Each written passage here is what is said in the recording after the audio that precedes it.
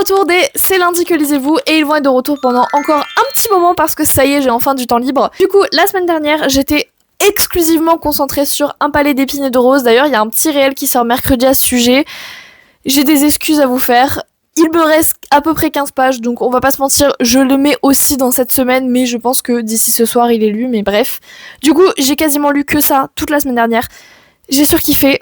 Vous allez bientôt le voir en point lecture. Cette semaine, je pense que ce n'est pas totalement stupide de me mettre 3 livres en plus de... Bon, parce qu'il y a 15 pages, on va pas se mentir. J'ai énormément de temps libre cette semaine, donc je pense que ça va être l'occasion de lire clairement Les Brumes de Cendrelune, tome 1 de Georgia Caldera. J'adore l'autrice Georgia Caldera, son écriture, son style, c'est fantasy, j'aime trop ça. Il est tout petit, je vois pas ce que j'attends. King of Scots de Livingstone, le tome 1, sachant que le tome 2 vient de sortir, et qu'en plus de ça, c'est un truc qui se prête parfaitement à l'automne, et j'ai envie de le lire avant Noël quand même.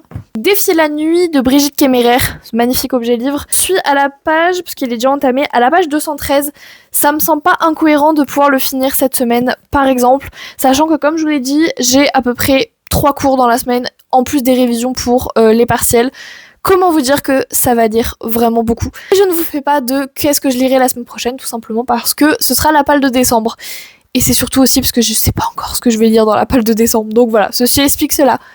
À la semaine prochaine!